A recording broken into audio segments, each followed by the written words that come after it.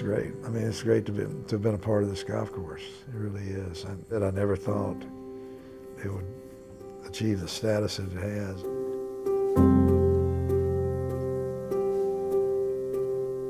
It was really built ahead of its time, and it has withstood the test of time. So I think that just really goes to show the staying power of this course and how it has challenged our players over years.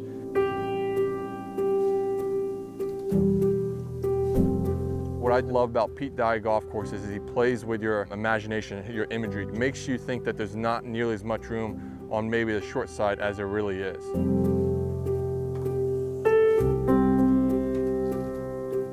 Chipping the ball around here in May is pretty scary because it's thick Bermuda, it's shaved down, but now they got this overseat so the ball kind of sits up every time.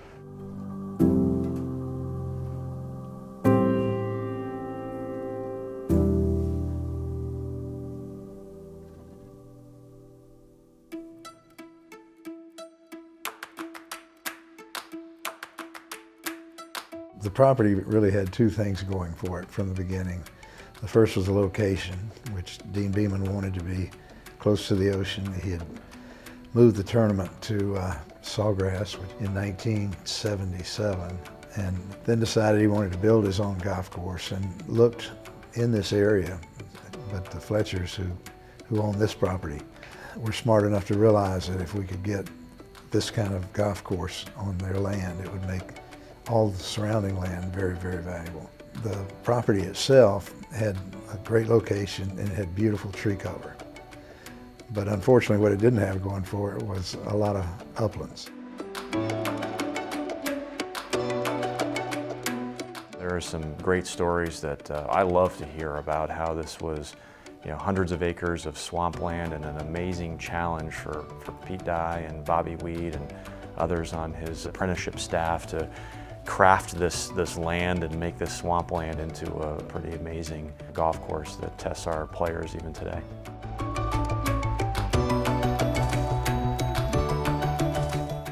It was a steal as far as Dean was concerned. I mean, to buy it for $1 is a testament to Dean Beman's deal-making ability. And everybody thinks that was outrageous to even ask for that, but Dean didn't.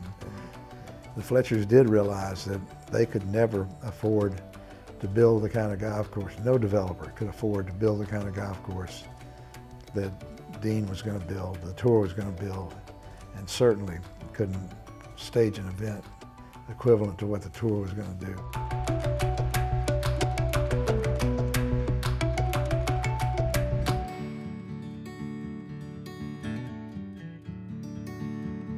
To be here where the PGA Tour is going to make sure this place is the most pristine. They're going to make sure that whatever needs to be done to make this place world class they're going to do. And they've done that with renovations to the back area, make the back area where the pros are allowed to practice even better. I know there's renovations in the future to possibly renovate the front side to the resort side, as we call it here. Being here on site, understanding the enormity of it all, the size. It's not that it's unwalkable, but it is a large property. We have a tremendous amount of infrastructure.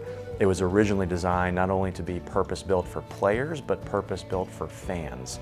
So that means great views, vantage points, vistas, great lines of sight for our attendees, our guests, but also allow them to get in and around the golf course easily. We've invested in that to an even higher degree this year in our new welcome experience, our new entry, coming in out of our main parking lot, our main staging area, that is a true sense of arrival and first impression. So doubling down on that fan experience and making it really that gold standard in our sport.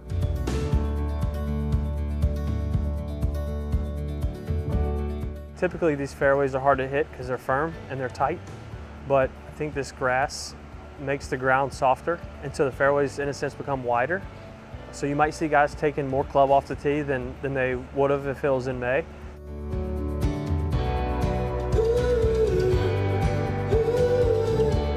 The way this course has stood up to the improvements in equipment and the way the players can hit the ball now, the length of carry and all compared to when it was built, you know. And now courses are being built significantly longer than this one, and yet this one is still challenging at a, at the length that it was. It's been lengthened a little bit, but not nearly as much as some of the new courses.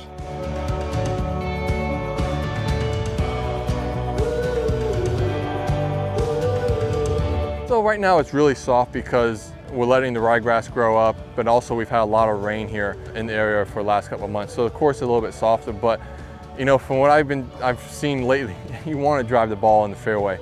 The rough is really lush and very thick, so it's going to be pivotal to put the ball in the fairway this year than it has in past years. You're going to see a bright green golf course, a beautiful looking golf course.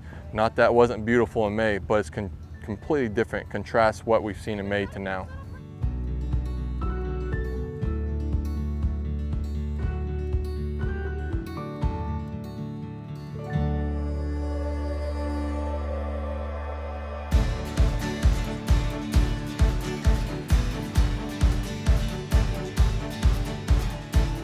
We were focused on compressing the PGA Tour schedule, starting with the Players' Championship in March, and part of the original vision by Dean Beeman and Pete Dye to combine, really to model out the best event in professional golf. While the playing area does not go through a transition, our surrounds during tournament week versus the other 51 weeks of the year do.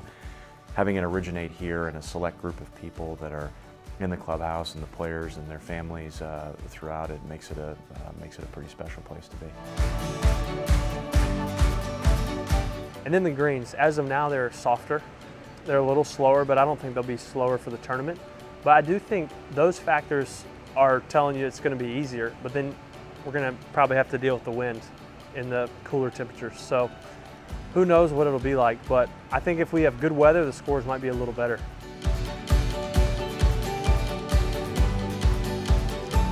Tour support being here where they see it every day, and they're going to want to make sure that this place is top class, is right up there with the best private clubs in the world.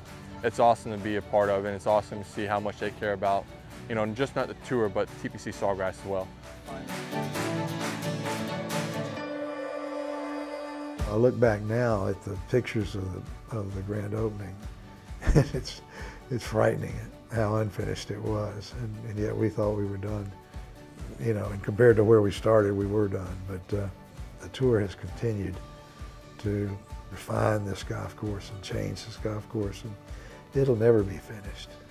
It will always be improved.